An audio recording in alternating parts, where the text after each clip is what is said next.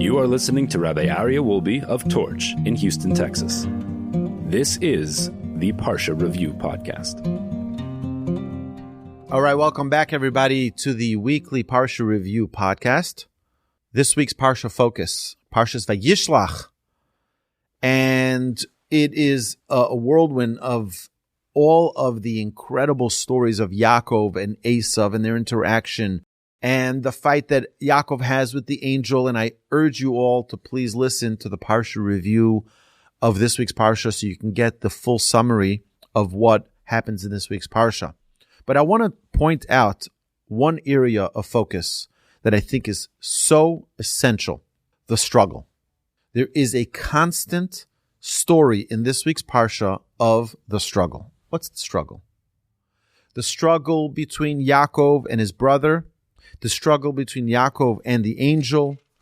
We see further on, we see the struggles that are going on between the children of Esav and Yaakov. We see about Dina and Shechem. So I want to introduce an idea that I think is so critically important for us to have the lens to understand and to discern what's really going on around us. We're all living in a world where we're convinced that everything is natural. Everything is natural. And that everything that goes on is just the way Mother Nature makes it happen, makes it be. I want you to know something. We live in a supernatural world. There are things that operate by nature. But we all live in a supernatural world.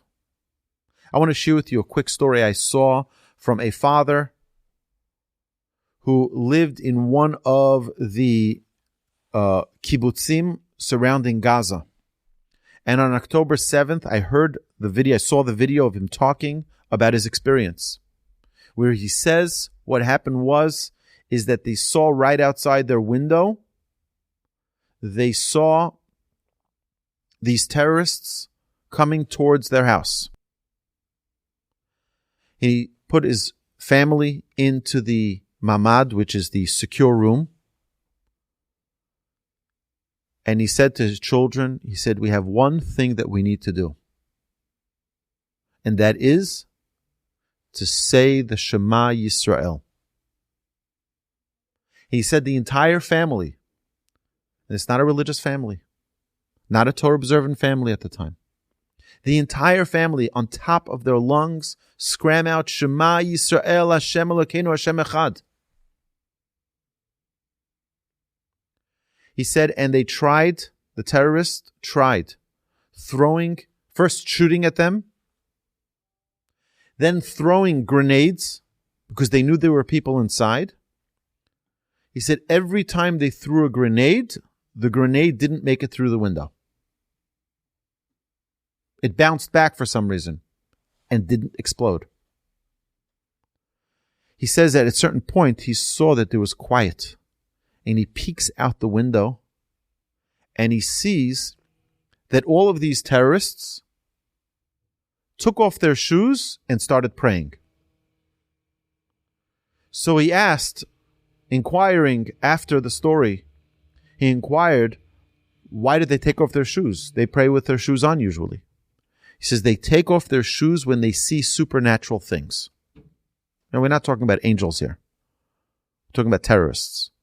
But even terrorists noticed supernatural things. When they throw grenades and it doesn't make it through the window and it falls down and doesn't explode, one after another after another. They turned around, they took off their shoes, they prayed, and they left. Do we understand what's going on? No. But I want you to know something. Each and every one of us are living in a supernatural life, a supernatural experience. You know, we've discussed in many, many of our classes about character development, and hopefully we'll continue for many, many more years to work on our character, to work on building ourselves to the best possible version of ourselves. But so many times after our classes, we would talk about any midah, any trait, for example, anger, patience, jealousy, kindness. And people would come to me the next week and say, you know something, Rabbi, the topic you spoke about I thought was irrelevant to me because it's never been an issue for me. Suddenly you talk about it and I realize how deficient I am and how many challenges I have in that area of my character. You know why?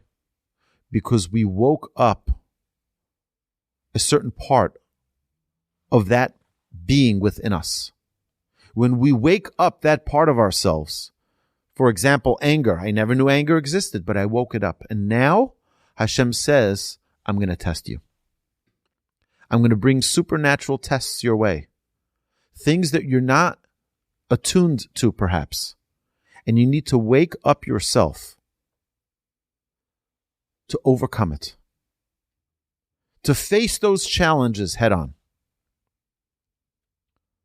My dear friends, that's supernatural. That we're able to overcome our challenges. Me, I'm not a jealous person. Suddenly I go to a class about jealousy and I have so much to work on. I never even knew it existed. We all are facing an enemy. The enemy does not necessarily need to be an Esav, a wayward brother, or an angel with a sword. The enemy is our Yetzer Hara. We have within us these two forces. A force on one side which says do good. A force on the other side which says, just have fun. Just do what you want to do. Eat, drink, and be merry, for tomorrow you'll die. Don't even focus on the long term. Don't focus on the world to come. Don't focus on merits and virtues. Just do what you want to do. These two sides are the struggle that each and every one of us have in our lives. And this is introduced to us in this week's Parsha. We saw it earlier with Adam and Eve. We saw it with Noah. We saw it with Abraham. We saw it with Isaac. And here we see it with Jacob as well. And we see what it means to never stop overcoming our trials and our tribulations. Jacob, in the middle of the night, is alone. What does it mean you're alone? You see, we're in a world where everyone's just like, just be normal. Be like everybody else. What does it mean, be like everybody else? I need to bring you back maybe 30 years ago. My father doesn't get drunk almost ever, except once a year. Once a year on Purim. And my father is a man of absolute truth. May he live and be well. Together with my mother, are committed to welcoming people always into their homes. But my father, if he thinks something, you know what he's thinking.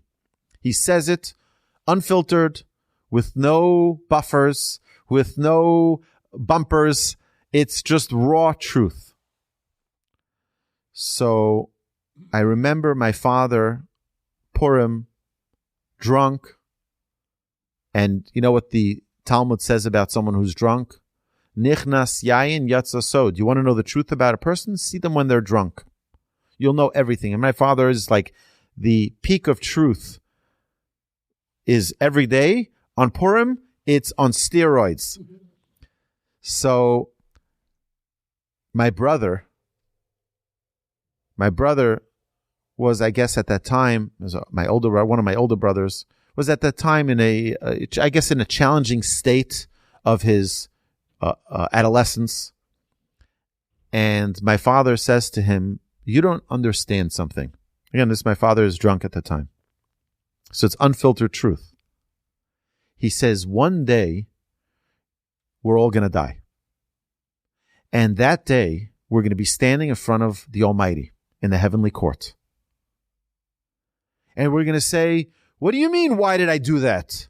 And you're going to turn around and you're going to say, everyone did that. But you know who's going to be standing behind you? Nobody. It's going to be just you alone standing in front of the Almighty, King of all kings, truth of all truth. And you're going to try to say, well, I did it because that's what was popular. Look, nobody's here. I thought everyone was there with me because everyone was doing it. Everybody cheated on their taxes, so I did that too. Everybody, I remember, there's a tax that you pay living in Israel. It's called Arnona. So there are a few exemptions, like a homestead exemption that you can get. And we have that with our property taxes here in the state of Texas. In most states, you have a homestead exemption. If that's the home that you live in, they give you a deduction.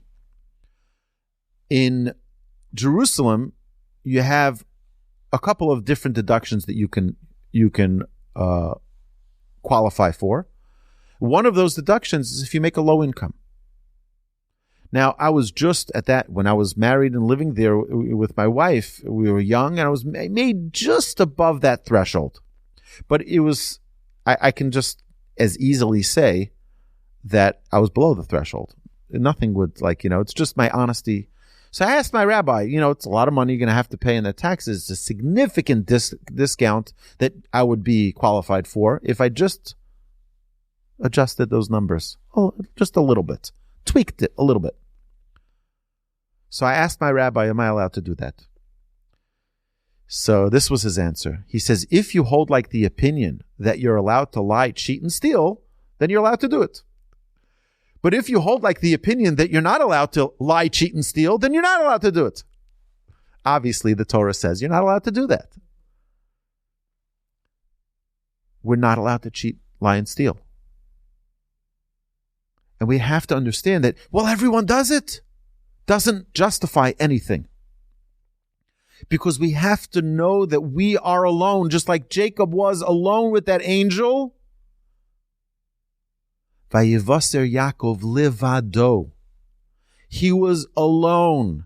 He recognized that the responsibility was not on others. The responsibility was on himself. And saying, this is popular thought. This is what everybody does. This is normal. That doesn't qualify for the answer that you're going to have to present in front of the Almighty alone when the day of judgment comes. We all have inclinations to do good and to do, perhaps, not good. That's a choice that's placed in front of every single person. And what we need to do is to, number one, commit ourselves to that good. Am I committed to that good? And if I'm committed to that good, just like Abraham, Isaac, and Jacob were. And that's why, by the way, in our prayers, it's very amazing. In the beginning of our Amidah, what do we say? We say, Baruch Atah Hashem. Elokeinu ve'elokei avotenu. Our God and the God of our ancestors. Elokei Avraham, the God of Abraham. Elokei Yitzchak, God of Isaac. Elokei Yaakov, God of Jacob. We know in Judaism, we're very careful with every word. Couldn't we just say the God of Abraham, Isaac, and Jacob? Instead, no. The God of Abraham, the God of Isaac, the God of Jacob. Why? Why? Why don't we just say it one time? The God of Abraham, Isaac, and Jacob. Instead, each one the God of. Our sages tell us, because each one understood their own personal relationship with God. It wasn't group therapy. It wasn't group God. Yeah, we all believe in God. Oh, thank God. It was a personal relationship that each one had with the Almighty, where each one felt close with God, where each one knew and understood that it's my own personal responsibility. It's my own personal responsibility to talk to God, to nurture my relationship with God, and to overcome the challenges that God places in front of me, in my life. And the challenge that one person has is very different than the challenge another person has. And for one person to say, well, it was good enough for them, there's no looking out. There's only looking in. What's good enough for someone else is not good enough for us. It's just like if your child is an extremely gifted writer, would you say it's good enough for you to just be average? Just be the average of your class. No. What would we demand from our child? I want you to be the best you can be. Just be an average musician. No. You're a gifted, talented musician. I want you to excel and be the best you can be. Not related to anybody else. You can be the greatest you can be. Because your talents are far superior than anyone else's. Imagine, take a modern day example. Elon Musk, I think, is such an incredibly talented and gifted person. He runs some of the biggest companies in the world. Whether it be Tesla, whether it be SpaceX, whether it be the Boring Company, whether it be Twitter, X, right? Whatever company you think of, and he's the CEO of each of these companies. I think running them almost flawlessly. Imagine if he grew up with a mentality that it's just enough to be okay. Be up to par with everyone else. Be average. He's well beyond average. And I think that's an example for us to all take a lesson for our own personal lives, where it shouldn't suffice for us to just be average. Yaakov fights. He fights in the middle of the night all alone to demonstrate how he is unique, how he's not going to give in to just being part of everybody. Median, normal. No. What happens later on in the Parsha? We see something which happens to Dina. She's abducted. She's violated by Shechem. And what do the brothers do? They use trickery, which Jacob is very upset about the trickery part. Later on, he reprimands them for using that trickery. We don't use trickery. That's not our language. As Jewish people, we don't use trickery. That's a weapon of others. They destroyed the entire city of Shechem. Why do they do that? They do that as a representation of you need to fight against evil. You need to fight against evil. You can't allow evil to infiltrate. It's so important. We have so many tools today that are such powerful tools that can be really powerful, awesome tools, and can be really damaging tools. Tools that never existed in the world. I'll give you two examples. YouTube. YouTube can be such an incredible tool where you can learn, you can get education on how to build a house, on how to repair an engine of a car, how to fly a plane, how to save lives. It's endless the amount of education you can get from this tool. But what can it also be used for? It could be used for the most devastating thing in the world. How to be evil, how to waste time, how to be, a suicide bomber. You can watch the videos. All the terrible things in the world. We all have choices.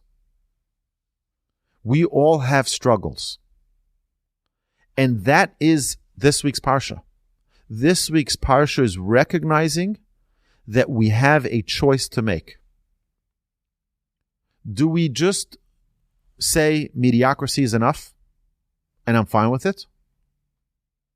Or do we just say that I'm going to give in to whatever is the norm of our society? Or do we say, I have my own unique mission. I have my own unique task, my own unique role, and I need to maximize my own potential and not compare myself to anybody else. There's no one who's greater than me and there's no one who's worse than me. There's only whether or not I am maximizing my own potential. That is the struggle. Am I letting go of my potential? Just saying, it's fine. It's fine. I'm just up to par with everybody else. Am I not allowing myself to be the greatest version of myself? That's the struggle. The struggle in Vayishlach is never saying good is good enough. There's a fabulous book. It's called Good to Great. And the way the book begins, the book by Jim Collins, does research on why some companies are great while other companies are just good. And he starts off the book with an incredible short sentence. Good is the enemy of great.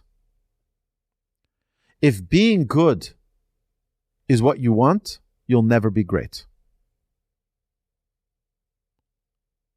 We have to never allow ourselves to just compromise and say, well, I'm good as long as I'm not harming anybody. I'm just good. Yeah, but if you could be great, why don't you go for greatness? That's this week's Parsha.